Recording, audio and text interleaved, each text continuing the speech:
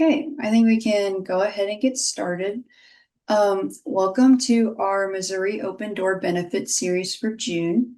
My name is Cameron Rice. I am a research assistant at the University of Missouri, Kansas City's Institute for Human Development, and I'm joined by Brittany Burkhart, one of our project coordinators. Today we will be learning about Missouri Centers for Independent Living. If you have any questions during the presentation, please put them in the chat and we'll answer them at the end. This session is being recorded and will be uploaded to the LifeCourse Nexus YouTube channel. The recording and the slides will also be sent out in a follow-up email. So our Missouri Open Door or MOD benefit series is sponsored by Medicare Improvements for Patients and Providers Act, also known as MIPA Priorities 1, 2, and 3. The priorities are Missouri SHIP, the State Health Insurance Assistance Program, the Missouri Department of Health and Senior Services on behalf of the Area Agencies on Aging, and UMKC IHD as the No Wrong Door designee for Missouri. So the goal of Missouri's No Wrong Door is to transform the way people access services in the community by supporting individuals and caregivers to make decisions with complete and accurate information about their options for anyone seeking long-term services and supports, regardless of age, income, or disability. And the goal of our MOD series is to open doors to integrated supports. So here you'll see the Charting the Life course integrated support star, which defines different types of services and supports. And the idea is that when a person can rely on multiple types of supports, it helps them participate more fully in their family, community, and the life that they want to live. Whereas when a person can only rely on one type of supports, it also often limits those opportunities. Within the integrated support star, there are 5 categories, including personal strengths and assets, relationships, community-based supports, technology, which we talk about in our Missouri Open Door Technology series, and eligibility-specific supports, which is what we focus on here at the benefit series.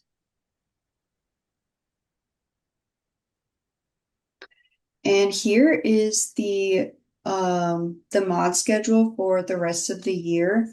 The benefit series are on the second Wednesday of every month, 12:30 to 1:30. The next benefits MOD will be on July 8th, and we'll be discussing vocational rehabilitation.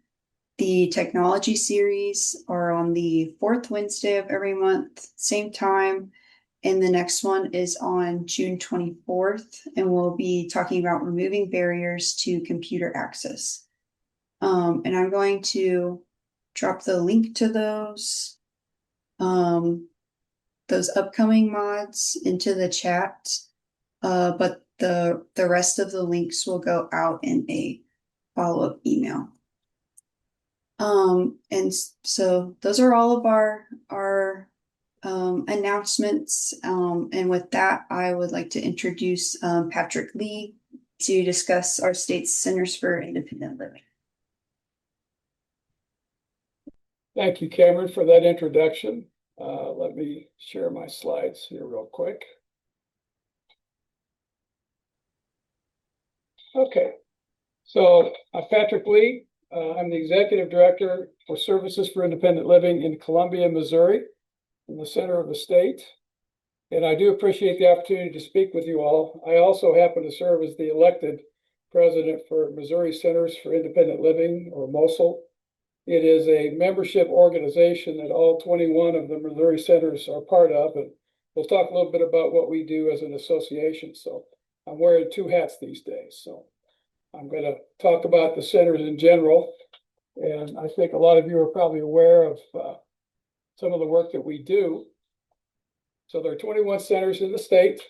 We do serve all 114 counties. And that's a pretty typical model nationwide because every state has centers for independent living. The numbers obviously vary by the population, but I believe there's about 403 centers across the nation. So there's a large group of us. There's also the Silks, the Missouri councils, independent living councils. Each state has one of those, and we have one of those as well. And I'll talk a little bit about the Silk as well. So what is independent living? This is the basis for which the centers were formed in the very beginning and funded. So it's important to really kind of understand what that concept means, okay? It does mean that individuals with disabilities have control over their everyday lives and have access to the same rights and privileges that the rest of the population has. It's fairly simple.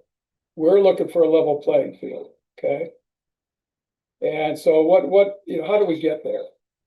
Well, the first item is choice. Because for those of you that have significant disabilities, and for those of you that have family members with those, you do understand that those choices aren't always available to us. It depends on the level of accommodations provided in the community in which we live, the place in which we work. And so we try to educate folks so that they do have, so that more choices can be offered in our society. And to be quite honest with you, our vision at my center, and it's the same for all of them, is we envision a barrier-free community, and not just physical barriers, but attitudinal barriers, which oftentimes create more inhibition than the physical barriers do, okay? It's about control. And I don't mean false control. I mean encouraging individuals, teaching them how to advocate for themselves and exert some level of influence and control and set personal goals on what it is they want to achieve, right? And to be part of the change. You know, this is going to be a community effort for us to continue to move away from dependency and to get into what we'll call full community inclusion. And we're going to take a deeper dive into that here in a minute. So a little bit of quick history. Some of you may know, some of you may not know who Ed Roberts is. Ed is known as the father of independent living. He contracted polio at age 14, ended up using a wheelchair, ventilator, and an iron lung all of his life. He decided he wanted to get admitted to Berkeley, University of California, Berkeley, and was blocked at every attempt. First, he had to argue that he was against being labeled as non-feasible for employment. That was through the California Vocational Rehabilitation Agency. He had to fight with them to get the right to actually get an education instead of being labeled as non-employable. And then once that was approved and they were willing to work with him and fund him, he had to convince Berkeley to admit him. And it was a journey for him. So he ended up being a successful student and graduating. And after he graduated, there was a group of former Berkeley students who had disabilities that formed the first independent living center in the country there in Berkeley. They were able to get a federal grant for that and started this agency. So they were the first in 1972. And I don't know how many of you know, you're all familiar with the disability, you know, the passage of the Disabilities Act, right? And so when in 1964, when the human rights were granted for protections for individuals with gender differences and racial differences to give them the rights against discrimination, it did not include disabilities. It was, no one was real clear on why that wasn't included, but it was not included. It wasn't until 1973 that a piece of legislation, Rehabilitation Act, was passed. And that is what truly provided the enforcement opportunity to help protect people with disabilities from being discriminated against. And then one particular section called 504 is the portion of that that prohibits disability discrimination. It's the teeth of the act, basically. The rest of the act talks about the protections. This is the enforceable part of it. Ironically, it wasn't until 1977 that the Health and Human Services Secretary decided to write the regulations so that, in fact, that law could be enforced. And I don't know if you guys have ever seen the film about the sit-in that happened in San Francisco, Chicago, and DC, where individuals with disabilities occupied federal buildings for the course of almost 29 days. It's an amazing video, and if you get an opportunity to find that on YouTube, it's worth watching. I mean, these guys went in, and the argument was, look, you guys need to pass, you need to write the regulations so that, because we're continuing to be discriminated against. You can have the law, but until you put the enforcement regulations in, no one's going to follow it. And that's what was going on. And we're talking 1977. I was in college at the time, for crying out loud. You'd think would have been past all that by then, right? So the secretary, and I think that was under Ford, President Ford at the time. But anyway, the secretary finally relented and did pass that, it did write the regulations of enforcement for that. And then the second part of that Rehabilitation Act was to create an agency called the Administration for Community Living. And that purpose of that agency was to oversee and fund agencies like Centers for Independent Living. And it created a funding stream that helped propel the initial centers to be created across states. The next real landmark impact was from the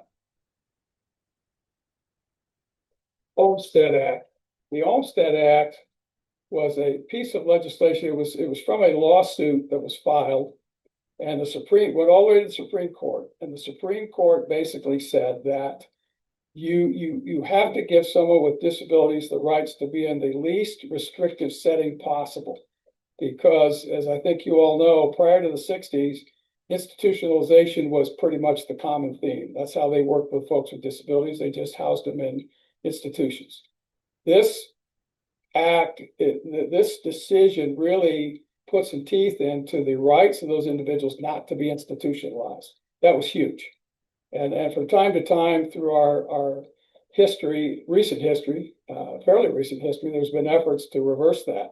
And there was actually a indictment, not a formal indictment, but an allegation from the Justice Department, Federal Justice Department, that Missouri, they were called in to investigate a situation around individuals with mental health issues being institutionalized against their will, the rights being removed. And when they came in and evaluated Missouri, this is several years back, when they evaluated the situation, they found that 90% of those individuals did not belong in institutions.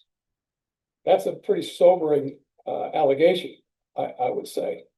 And there hasn't been any further action taken. To my knowledge, Missouri has done nothing to address that we can tell. And in fact, with a lot of, they fired a lot of attorneys in the Justice Department over the last year, in part of the downsizing for the federal government. So the likelihood that the federal government will bring a formal lawsuit, no one's really sure. But just understand that in the state that many of us live, such an allegation was made. So, despite all the gains that we've had over the years, and there's been many gains, guys, there's always a constant threat to push us backwards. So, moving on to a positive note, we're going to change the theme here and the momentum. What's our history as a state? So the first center that was brought in was Paraquat. They were formed in 1970 in St. Louis. The whole person came a few years later. My center was in 1980, and then there was a center down in Viburnum, being the first rural center that was formed in the state. And the reason that's significant is that, and we'll talk about it here in a minute, we're the only 4 centers out of the 21 that receive direct grants from the federal government, from the Administration for Community Living, okay? All the remaining funding for the rest of the centers flows through the Department of Vocational Rehabilitation, or the Division of Voc Rehab here in Missouri. So that's kind of a distinguishing characteristic. So we've grown to 21 centers, cover all 114 states, which is quite significant, guys. That's a lot of coverage that we provide. We are, again, funded through Department of Elementary Secondary Education and the Division of Vocational Rehabilitation. And the first 4 centers also receive some funding from that source as well. We're all community-based, individual entities, 501c3 nonprofits. We're non-residential, and we are technically controlled by people with disabilities. And the federal regulation that we all have to operate under, and the state regs are the same, is that 51% or more of our board members and our individuals and our staff have to be individuals with disabilities. There is a consumer-directed philosophy behind that, and it was established from the very beginning, even as early as the Berkeley development, was that the folks that have disabilities really know best how to serve and gain access for people that have disabilities. So that's consumer-directed mentality is really a powerful force for us in our world.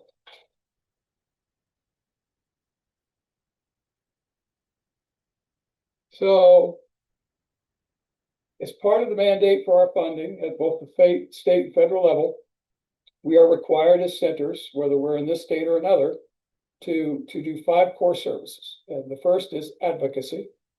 We do advocacy at a couple levels, both systems level advocacy at the state and national level, and then helping people fight for their rights. And I'll get into more detail on each of these here in a few minutes.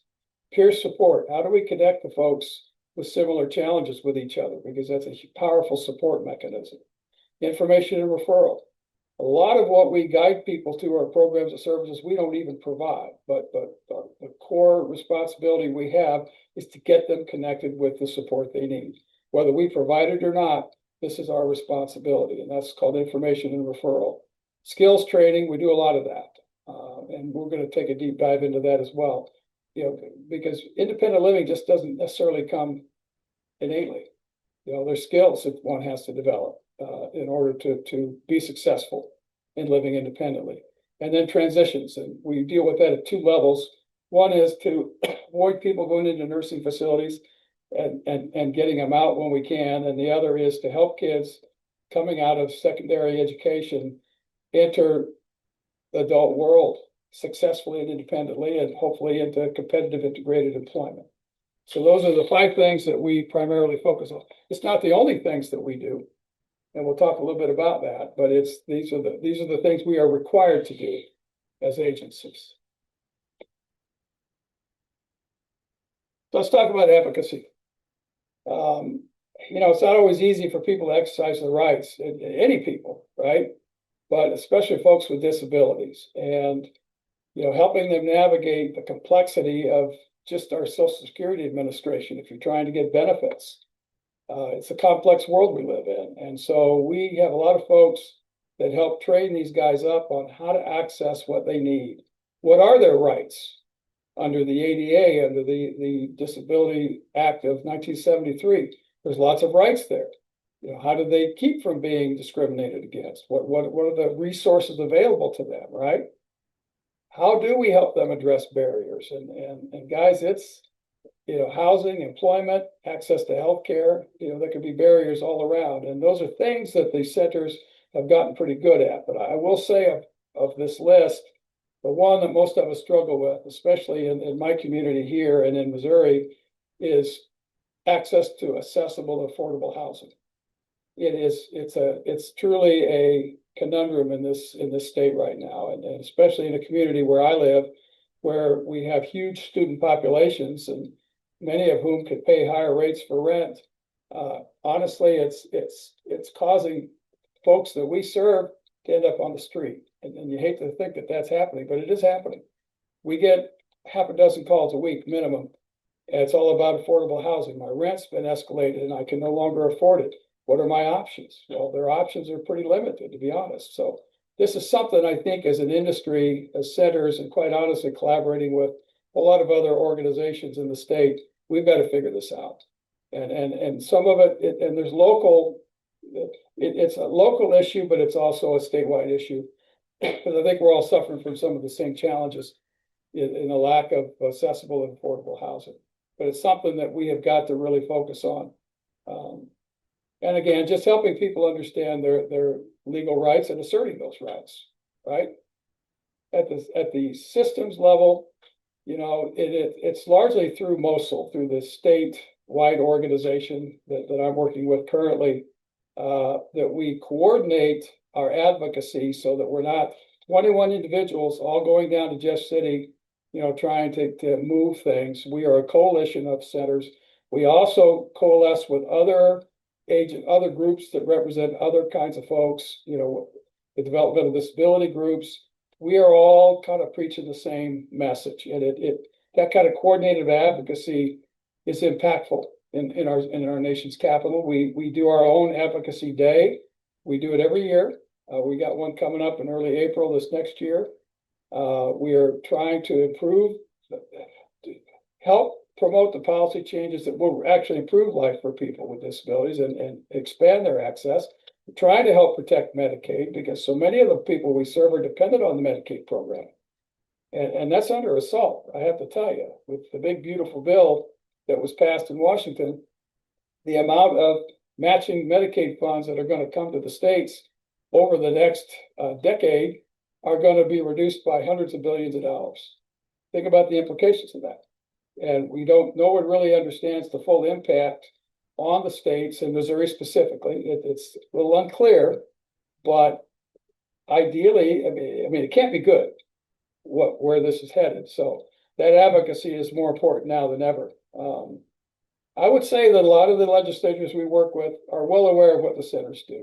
And that's a good thing because we've worked really hard to help them understand, what we're bringing to the table here and that we're doing it on a dime, to be honest with you, as nonprofits. And so we are looking for support to help preserve Medicaid programming that we all depend on, right? So what are the priorities, as you see in that bottom box there? Transportation to rural areas is still terrible. I can tell you that out here in Missouri, that Oates has scaled back a lot of the rides that they do. And again, it's all about funding, lack thereof. It's about difficulties finding drivers. When I started here 5 years ago at SIL, we paid our drivers $12.50 an hour. Now the public bus driver people, they're getting $20+ an hour now. 5 years. That's been the difference. And so trying to get people to, and have the affordability of transportation, just gas alone is killing anybody. And we have a big transportation program here. And it's been a challenge. And so trying to get the resources we need has been a huge priority for us. Home and community-based services, the folks that are on Medicaid can qualify for the in-home support because Medicaid is the only insurance model that actually pays for non-skilled actual help with ADLs in the home. You can't get it through Medicare. You can't get it through commercial insurance, right? And so we know there's going to be some efforts over the next couple of years to try to reduce the expense burden that the home and community-based services has for the state. And we are in discussions with the leaders of those agencies, and we're all at the table with them. And it's, ultimately, it's really not their fault that they're going to get stuck reducing their budgets. So we are actually going to have a meeting next week with the directors of the program, the home and community-based services program, us and some other representatives from other agencies in Missouri to see what we can do to help them balance their budgets without affecting the critical services that our people need to depend on. And we've got some good ideas that we're going to be sharing with them next week. So again, this is all part of what we're trying to do to keep the wheels on the train, as it were. Affordable housing we talked about, and really, again, just trying to create some level of parity for the folks in our state with disabilities. So peer support is important. All the centers do have peer support programs. We support other organizations that are doing support groups. A lot of us host support groups in our centers. But what experience has shown is that when you connect people with their peers that have similar challenges to themselves, cool things happen. They begin to realize that there is hope, right? When they see the successes that their peers have had, right? And especially if there's a bit of an age difference, you can help the younger folks really learn. Mentorship is provided through a lot of those relationships. And isolation, guys, is a real thing, and folks, especially older adults with disabilities, find themselves in isolation, and we got to do things to bring them out of that cocoon and help them, because they won't reach a level of empowerment until we can help them achieve that, right? That's the strength of peer support. Information and referral, again, it's all about helping them navigate a very complex system to try to get the supports and the services that they need. And our folks have gotten really good at knowing where those are. We have binders of resources that we know who does what. We collaborate with those organizations all the time. I can tell you that the linkages between nonprofit agencies that provide this kind of support are quite significant, and they're community-based. They're going to vary community by community, but let me tell you, we all have them, and we know where to guide folks, for that kind of help. Independent living skills training. We focus a lot on financial management, budgeting, help if they can't really know how to cook for themselves, or they don't understand nutritional requirements and know how to actually shop healthy. It's real hard for them to think about being independent, leaving mom and dad's cocoon and getting out and trying to be on their own, right? How do they advocate for themselves? One would think that would be simple, but for a lot of folks, it's not. And helping them build the confidence to actually do that, right? Technology for accessibility tools. We do a lot of technology training. We're very tech focused in our world, in independent living. And we have a huge equipment program here where we provide free DME, but we're also a demonstration center for Missouri assisted living, or excuse me, not assisted living, Missouri AT, access technology. And we can help people learn how to use communication devices, supplemental communication devices, and then sometimes, if approved, the state will pay for that equipment. And then again, just helping them, gain the abilities they need to be self-sufficient. Nursing home transitions. There is actually a formal Medicaid program called Show Me Home. And we have a lot of centers that are providers in that program. So if you know of somebody or have a loved one in a nursing facility and you do not really believe they belong there, and your sense is that they have the ability to live independently with the proper supports, right? Then there's a referral process to get them into this potential Medicaid program.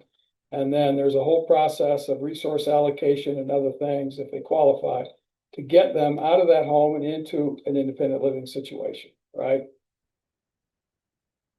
Youth transitions. All of our centers have some degree of programming with the public schools in our districts. And this is really very much about preparing these kids for post-secondary life.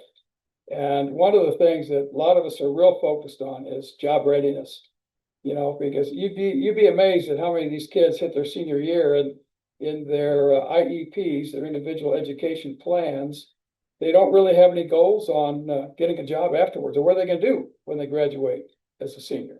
What's the next step? How do they get to the next step? So we actually work with the schools. We have a memorandum of understanding with Columbia Public Schools here, where we're getting into the classrooms now and helping guide these kids through that process, because it's better for us to help them decide what they think they want to do after high school, and then they advocate for themselves during the IEP, versus us trying to get in that discussion between the counselors and the parents and the student. We want that student to tell them, here's what I want to do. Here's what I see myself doing. And we kind of help them visualize. We teach them how to do a resume. We give them a lot of these pre-employment skills. That's the focus when they're in school. And then once they're out of school, then it's all about job placement, getting them referred into the voc rehab system so they can get the job supports that organization, that division can provide. We're about to become a provider in the employment programming with VR here, hopefully within the next handful of months. We've been on this journey for a while. So there is no greater transition for someone with a disability than integrated competitive employment and financial independence. That's the brass ring from our vantage point. So it's something that a lot of us do work with. So consumer-directed services, this is one of the home and community-based programs that I mentioned. It's not the only one, but this is the biggest one. And every single center in Missouri has a CDS program of varying sizes. Some are huge, some are smaller, because this is a huge way to keep people in their homes. It really is. And there's a lot of competition for these consumers, I will tell you. I don't know if most folks realize that when this program started in the late 90s, I'm just checking to see how I'm doing on time here, guys. I don't want to keep us overly long here. It was only the Centers for Independent Living that were actually permitted to be providers in this program. And obviously there were far fewer participants. I think there's about 40,000 CDS participants now statewide. There were far fewer in the beginning. In 2005, our legislature decided that this is a great small business opportunity, so let's open it up to organizations other than centers. And fast forward to 2026, there's almost 1,400 providers in the state serving 40,000 beneficiaries. Now that's pure insanity, I have to say. It's too many.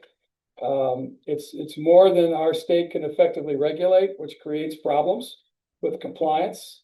I can tell you that, speaking for every center in the state, we do it the right way. Not all providers do, and it aggravates us because we know that we're following the regulations, which honestly puts us at a competitive advantage at times. So if you know somebody that would benefit from having home and community-based support, where in this program you can hire a family member, not a direct family member, but people that you know. And this program is unique because it's the consumer who is the employer. We don't employ them as an agency. The consumer does. We help them get their employee ID number with IRS. And then they have to be functional enough to be able to serve as an employer and do the training of their own attendants and do those kinds of things. So if you know somebody that needs this level of support, please reach out to your local center, and I'm going to give you that list here shortly. Contact your center and see what they can do for you. Durable medical equipment, that's a huge program for most of our centers. We have a pretty big one here. And I just showed you some pictures of our operation here. We moved into this new building a couple of years ago. So we used to be sitting on top of each other in an office building. So this has been a much better setup for us. So shows you our demonstration center that we have for MOAT assessments. We're doing the TAP program where we can use communication devices to see which ones are benefit someone with hearing and vision loss.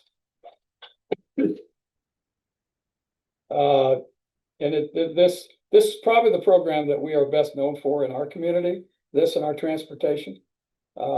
Ironically, though, neither one of these programs are considered core services, so we aren't able to use any of our federal or state funds for this because they're not core services.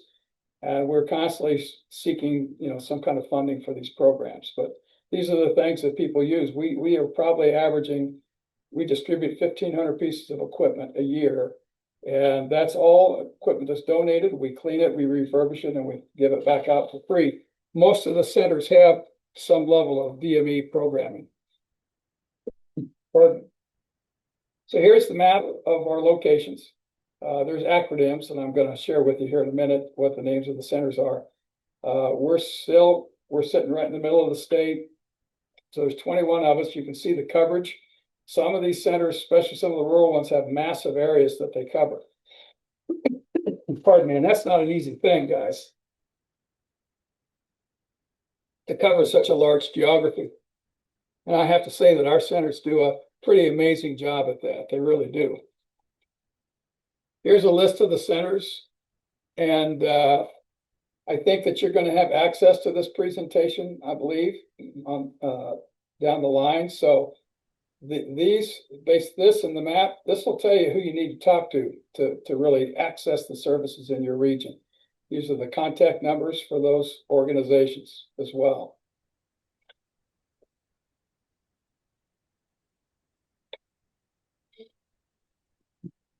Let's talk about the funding for our centers. So obviously one of the big chunks comes to us through vocational rehabilitation. That's the Missouri State Independent Living Grant funding. And that's sort of cobbled together partly from federal money and state appropriations and some other sources. But vocational rehabilitation is a critical partner for us in the state. They provide levels of support that are quite incredible. I cannot sing the praises of Lisa Meisenheimer and her entire team over there enough. They do some incredible things to support the centers. Plus, they'll come in and do audits to make sure we're doing things the right way. So there is a regulatory oversight component, which ensures that we have the level of integrity necessary for us to operate at the level we're supposed to operate. Federal grants, direct grants, it's $1.5 million coming only to the Part C centers. Those were the 4 centers that I identified earlier. So there is some direct funding coming out of ACL for us. The Administration for Community Living may still be on a bubble, but there was a move by the new administration to essentially eliminate ACL and move the support services for them over to a children's organization. That move has not been officially done, although they did eliminate a bunch of jobs with ACL. So we were kind of got our eyes watchful to Washington, wondering what's going to happen there. If we do lose access to ACL, who's going to end up providing the level of supports that we need? So a lot of uncertainty in the environment right now, but so far ACL is holding its own, which is good news. So that 9.1 million, it's in the red because we have evaluated what it costs us as 21 centers to operate just the 5 core programs, right? And then the necessary overhead that's required to help them operate. We got to keep the lights on. We got to pay rent if we have rent. And this is the gap between the funding we all receive from the state and what it costs us. So we are working very closely with DESE, which is the department that ultimately funds and oversees us here in the state through VR. And they have been real helpful in us trying to figure out how we can get more funding out of the state, because we're probably on the lower end of states in terms of our funding from the state. And we all believe that we can do better. So it's something. And again, these are discussions done in partnership with our friends at DESE and VR. This is absolutely not an adversarial relationship at all. I want everybody to understand that. They've done a lot of great things for us, but they're all fighting for their budgets too. Every state department, including the Medicaid program, is going to have a couple rough years ahead of us, guys. The budget we just got through, our friends at the state will tell you, the directors, that this year they had to cut fat. They said next year the budget cliff looks worse for the state, and the year after that even worse, because all of that ARPA money they got from the COVID pandemic is gone. Last of it is consumed this year, so they don't have that money. And unfortunately, they baked all that supplemental funding into the budget, and now that money's gone. So it's going to be interesting to see how this plays out at the state level. And our advocacy and your support for what we're trying to advocate for, guys, is going to be very helpful at the grassroots level. So, we need to help these departments get the funding they need to support us and the people we serve, right? That's what's critical here. And then a lot of us also go after grants and donations. We do fundraising events. The CDS program, I will tell you, is 60 to 90% of the total revenue stream for the centers. For my center, it's about 72%. I know their center is way more dependent than I am. So you can see the vulnerability that should something happen to the Medicaid program, the HCBS funding, how vulnerable we all could be as centers. So again, just trying to lay out the framework so you have an understanding of how we keep the wheels on our wagons.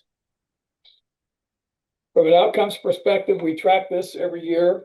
We do provide reports, quarterly reports, activity reports to VR, and then we compile them into an annual 704 report.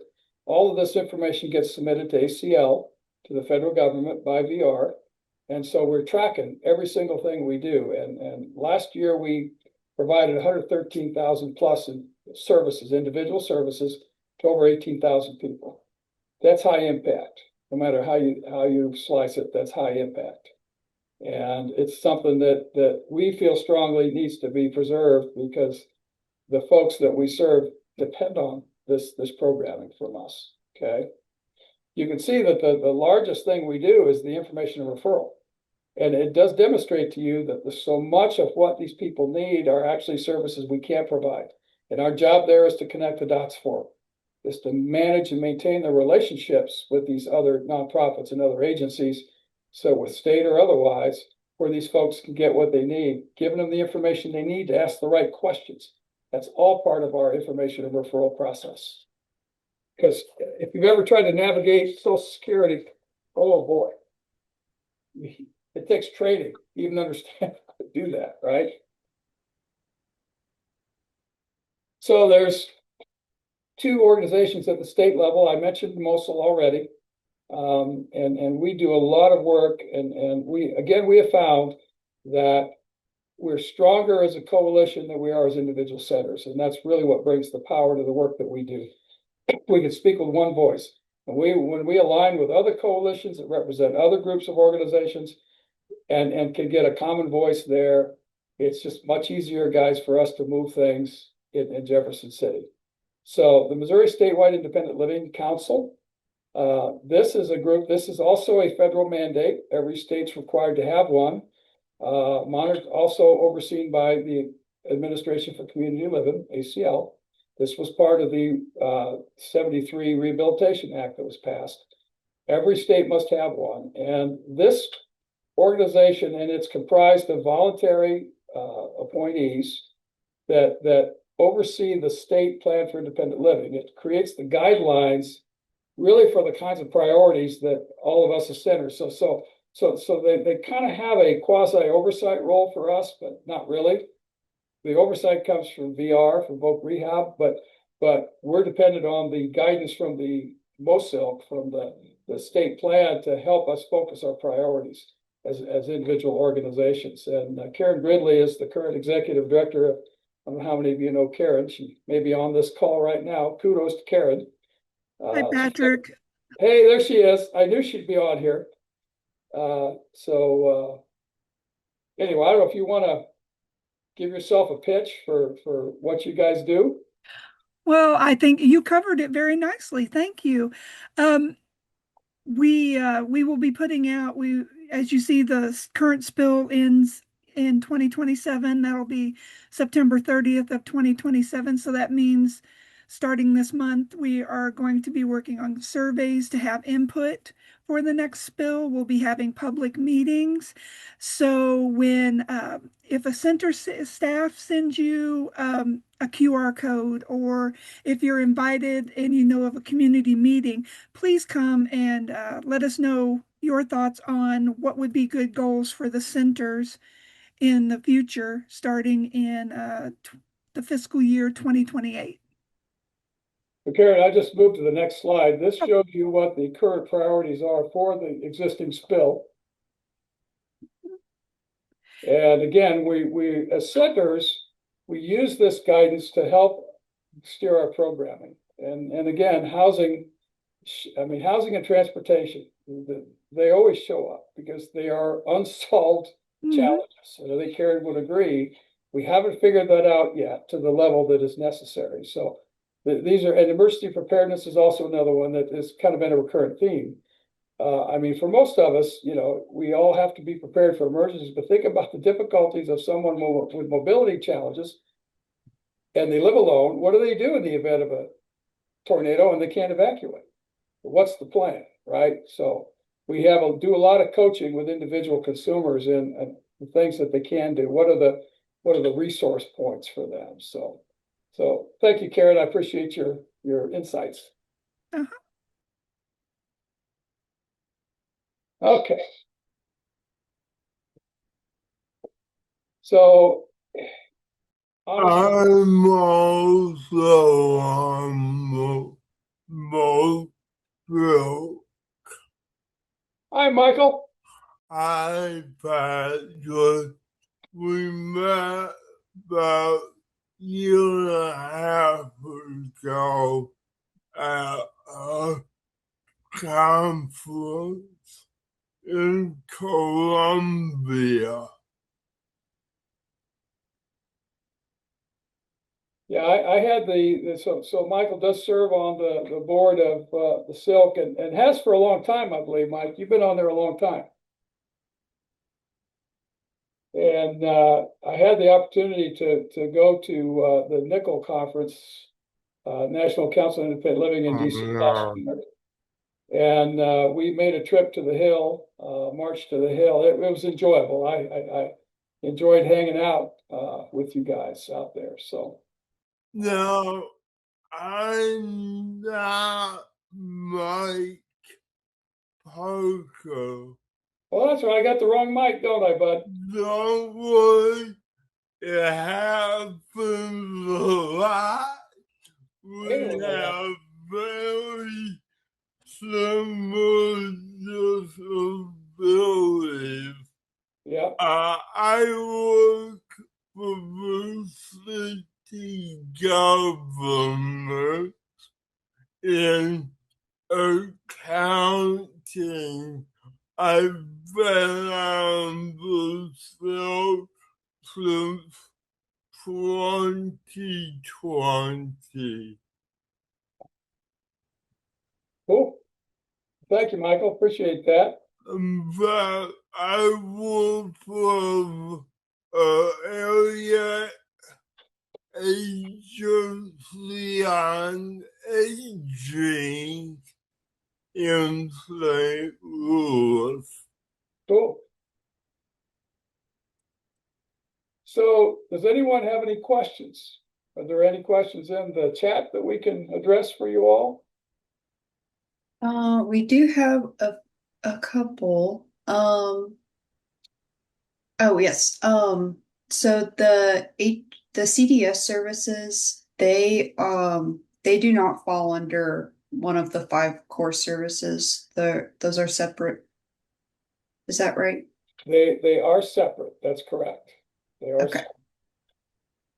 Okay. And then, does the referrel have to come from the facility for the Show Me Home program, or can anyone make it? So I think technically anyone can make it, but if you contact your center, if your center is actually a participant in the program, a provider, they can facilitate the referral for you. I think you could reach out to Medicaid directly as well, but it would be probably easiest to contact your center. Now, we aren't currently a provider, but we work closely with the center in Hannibal that does the program. And so we send our referrals to them, and then they can reach out to Medicaid and see if they can get a referral into Medicaid. It's probably the easiest way to do this. Okay. And what all kinds of medical equipment do you usually receive through donations and can help with? Everything you can imagine and some things you can't even imagine. We've gotten stuff that I couldn't even tell you what it was. I had to talk to our therapy people. Everything from crutches to any kind of prosthetic devices to power wheelchairs. We do hospital beds. You name it, we see it and we do it. You know, people try to give us their sleep apnea things. We don't kind of touch that kind of equipment. I mean, the stuff that's got, you know, potential infection control issues with, we stay away from all of that stuff. So this is really going to be just the durable medical side of things that we tend to focus on. Okay. And those all are all of our questions in the chat, but please feel free if you have any to put them in the chat or to come off mute.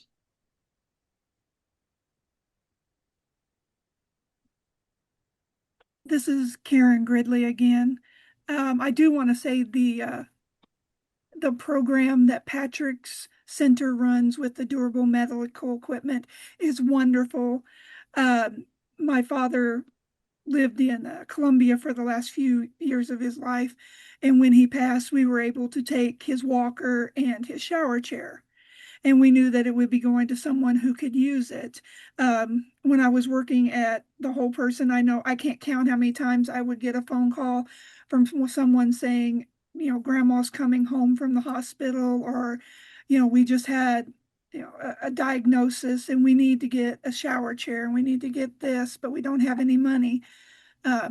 Those are perfect programs for people like that. Well, and to be honest with you, there are no qualifying requirements for somebody asking for equipment. We've had people that have had insurance that have come in because they're like, look, my wife's having surgery next week and we haven't been able to get the insurance company to give us a piece of equipment, so we'll give it to them. And I will tell you, 50 to 60% of the time, all that equipment comes back to us. And that's the recycled portion of this, is that we know. So you know what? It doesn't matter your situation. If you need a piece of equipment and we have it, and we have a waiting list for some kinds of equipment, obviously, but if we have it, we'll give it to you. And I think most of the programs operate the same way. Most of the centers operate the same way as we do. Patrick, Yes.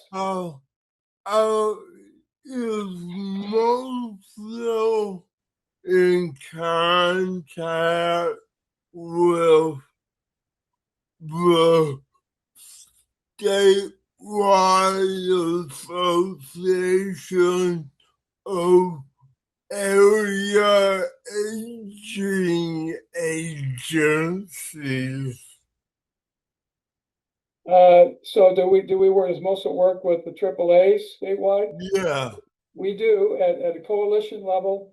Plus we have a one here that based out of Columbia and Jeff City called Aging Best, and I work pretty closely. Their president's actually in my Rotary Club, so there's kind of a natural symbiosis with us.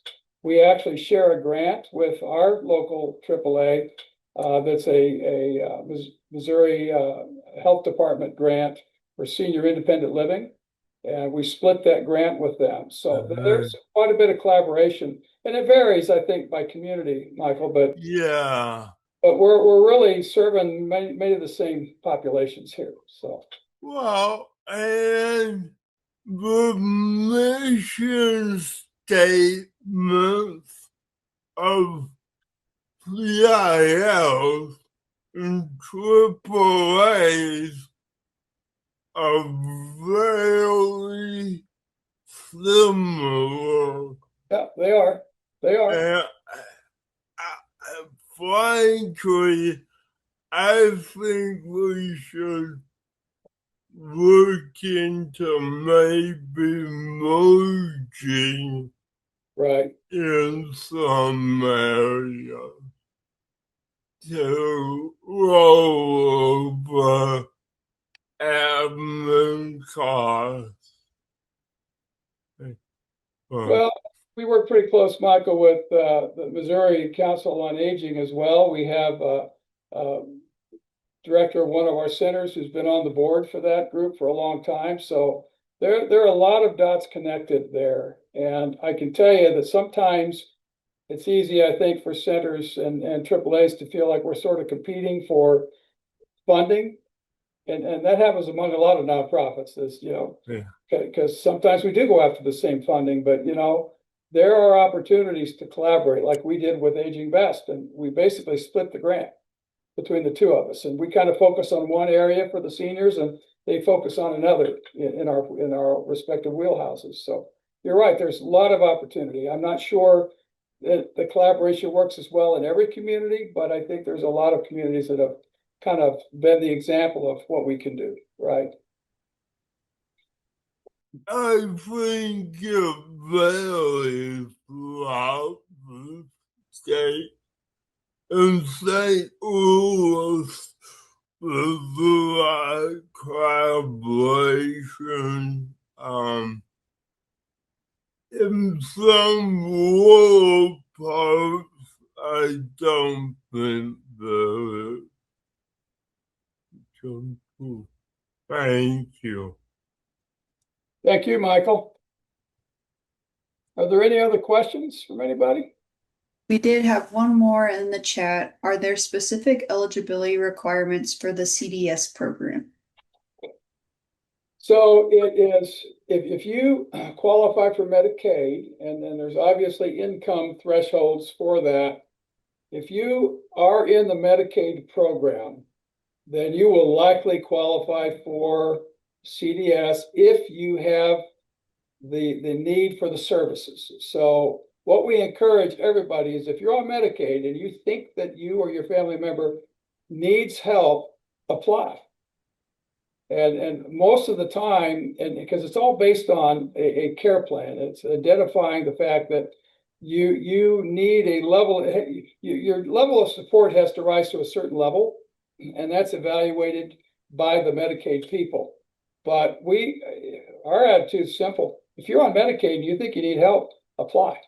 Talk to a center, get to the folks you need that can assess your situation and apply. You have nothing to lose by applying, if that makes sense. But you have to be on Medicaid. Now, if you're not on Medicaid, then, and you think that you would qualify for Medicaid, we can help facilitate that too. We got the resources and to direct you to the resources to get on Medicaid so you could potentially qualify. Okay. Look, I encourage you guys to reach out to your local centers. If you have any kind of potential need or concerns, reach out. It won't be a wasted phone call, I can assure you.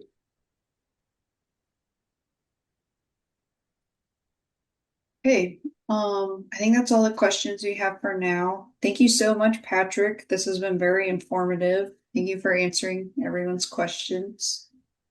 You're very welcome. And thank you to our wonderful audience for joining us today. That's all we have, but we look forward to seeing you next month. I hope you have a great rest of your Wednesday.